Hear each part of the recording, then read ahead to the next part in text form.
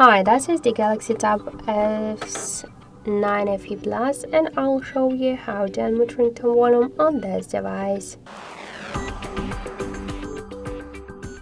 So first let's open the Settings app, then tap to the Sound section, click to Volume, and to unmute ringtone volume we should slide to the right side these dots on the ring volume panel with our finger.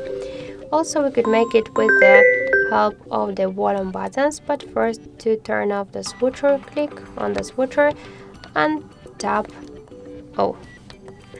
and press up volume button, and by this way you could also unmute the ringtone volume. And we also could swipe to the up or to the down with our finger to change the ringtone volume. So thank you for watching, and if you like this video, leave thumbs up and subscribe.